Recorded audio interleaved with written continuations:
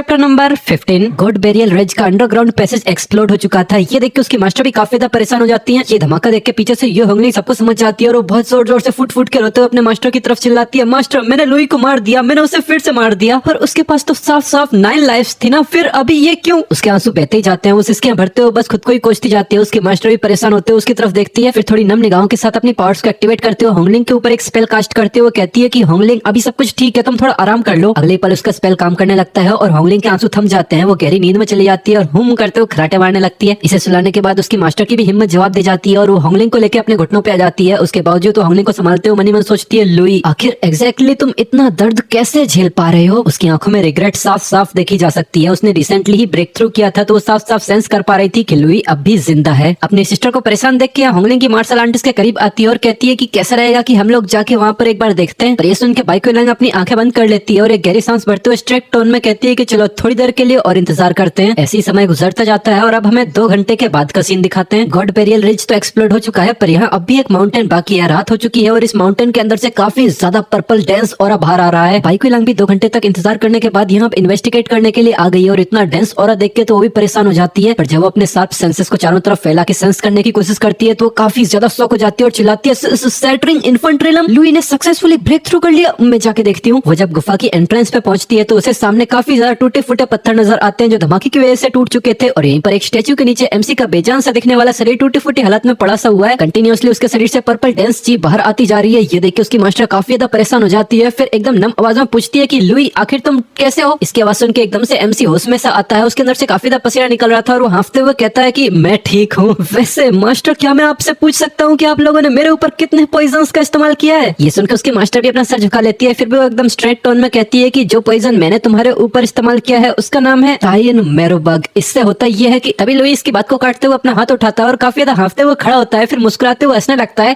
हर बार मैं break through कर रहा हूँ एक नया पॉइजन निकल के आ जा रहा है। मास्टर जिन जिन लोगों ने मुझे पॉइजन किया है आप उनमें कौन से नंबर पे आती हो? ये सुनकर बाइको लंग थोड़ा हिचकिचाने लग जाती है और कहती है कि मुझे भी पूरा पक्का तो नहीं पता। ये सुन के एमसी भी थोड़ा सीरियस हो जाता है और बड़ी मुश्किल से अपना सर उठाते हुए कहता है, इनफ, अब आगे कंटिन्यू करने की कोई जरूरत नहीं है, मैं अब वापस जा रहा हूँ। वही समय काफी ज्यादा डाउनकास्ट फील कर रहा था। फिर पता नहीं उसको क्या खुजली मचती है। वो बाइको लंग के बगल से गुजरता है और उसे ताना मारते हुए कहता है, मास्टर आप अभी दाव इंटेरोगेशन रिलम पे ब्रेक थ्रू कर चुकी होंगी है ना? फिर वो एक सनकियों वाली स्मेल लेते हुए यहाँ से निकलता है और कहता जाता है कि अगर ऐसा है तो अब क्योसियन पॉइजन अब कंडेंस होना शुरू हो चुका होगा है ना? फिर वो हंसते हुए यहाँ से निकल जाता है। अभी वो दरवाजे पे पहुंचा ही था। फिर वो पीछे मुड़ता है और मुस्कुराते हुए कहता है कि तुम्हें तो बिल्कुल पता होना चाहिए कि वो कितनी ज्यादा दर्दनाक चीज होती है। फिर बिना पीछे देखे चुपचाप यहाँ से निकल जाता है और पीछे छोड़ जाता है अपने शॉक्ड मास्टर को जो टाइन पॉइजन का असली खौफ याद करके ही अब काफी ज्यादा खौफजदा हो चुकी है। इसके बाद हमारा सीन चेंज होकर यो होंगलिंग की तरफ आता है। वो अपनी गहरी नींद से जागती है। यहाँ वो थोड़ी कंफ्यूज लग रही थी। फिर एकदम से उसे लुई की याद आती है और वो सीनियर ब्रदर करते हुए पसीना पानी होने लगती है। आस-पास देखती है तो वो किसी रूम के अंदर थी। फिर वो बाहर दरवाजे की तरफ देखते हुए कहती है कि सीनियर ब्रदर, आखिर सीनियर ब्रदर कैसे हैं? क्या वो ठीक है? वो अभी काफी ज्यादा परेशान लग रही थी। तभी उसके बगल में उसकी मास्टर टेलीपोर्ट होकर आ जाती है और वो होंगलिंग से कहती है, होंगलिंग इतनी टेंशन मत लो, वो बिल्कुल ठीक है। ये देख के होंगलिंग काफी ज्यादा हैरान और कंफ्यूज जाती है। फिर एकदम से खुद को शांत करते हुए कहती है, क्या सच में? क्या मुझे सोते सोते 7 दिन गुजर चुके हैं? प्राइमोर्डियल मॉर्निंग मिस्ट को तो डिसिपेट होने के लिए 7 दिन लगते हैं। ये सुनकर बाइको लंग या तो डिसअपॉइंट लग रही है या फिर रिलैक्स लग रही है। वो बिल्कुल शांत एक्सप्रेशन के साथ कहती है कि नहीं, सिर्फ एक ही दिन गुजरा है। पर लुई का वहाँ वो शांत रिएक्शन देखने से ऐसा लग रहा है कि वो ठीक ही होगा। फिर एकदम से उसका पूरा मूड ही बदल जाता है और वो एकदम से होंगलिंग के करीब आते हुए कहती है कि लुई को भूल जाओ, अब बस आधे साल के बाद हेवनली प्राइड्स का एंशिएंट बैटलफील्ड खुलने वाला है, तब तुम फेंग वुक्सी से मिल पाओगी। पर अपने पास्ट लवर की बात सुनने के बावजूद उसे ज्यादा रिएक्शन महसूस नहीं होता और वो हड़बड़ाते हुए यहाँ से कूदते हुए बाहर निकल जाती है और चिल्लाती है कि नहीं, मुझे पहले जाके सीनियर ब्रदर को देखना होगा। पर इसका ये रिएक्शन देख के बाइको लंग गहरी सांस भरती है और अपना सर घुमाते हुए कहती है, लगता है कि इस जिंदगी में वो पूरी तरह से लुई के प्यार में पड़ चुकी है। फिर इसके बाद हमारा सीन चेंज होता है और अब हमें होंगलिंग को दिखाते हैं जो अब लुई के घर पे पहुंच चुकी है, जहाँ पर लुई के घर के आगे बेंच पे दरवाजा गार्ड करते हुए चुलिंग बैठी हुई है। और जब वो होंगलिंग को देखती है तो वो उसे ग्रीट करती है। फिर वो सीधा आंगन में घुसते हुए चुलिंग से कहती है, लिंगर मैं भी तुम्हारे साथ मिलकर सीनियर ब्रदर का ध्यान रखूंगी। फिर वो एक कागज वाली खिड़की की तरफ झांकते हुए अंदर देखती है और कहती है कि सीनियर ब्रदर मैं सच में बहुत गलत थी, आप बिल्कुल ठीक रहना। फिर हमारा सीन चेंज होता है। समय गुजरता जाता है। अब दोनों ही लड़कियां थक चुकी हैं और एक दूसरे के कंधे पे सहारा लेके वहीं पर बेंच पे सो गई हैं। हमें अंदर लुई की तरफ दिखाते हैं जहाँ पर काफी समय से वो मेडिटेट कर रहा है। थोड़े समय की कल्टीवेशन के बाद उसके अंदर से गोल्डन एनर्जी बाहर आती है और वो धीरे धीरे करके अपनी आंखें खोलते हुए कहता है कि फाइनली मैंने कर दिखाया। देन वो मुस्कुराते हुए अपना राइट हैंड खोलता है जिसके अंदर से उसी के जैसा एक छोटा सा फिगर बाहर आता है। ये छोटा सा क्यूट लुई ताविस्ट रोब्स के अंदर मेडिटेशन कर रहा है और एमसी मुस्कुराते हुए इसकी तरफ देखता है। फिर एकदम से उत्साहित होते हुए कहता है कि मुझे तो बिल्कुल उम्मीद ही नहीं थी कि प्राइमोर्डियल मॉर्निंग मिस्ट का इफेक्ट इतना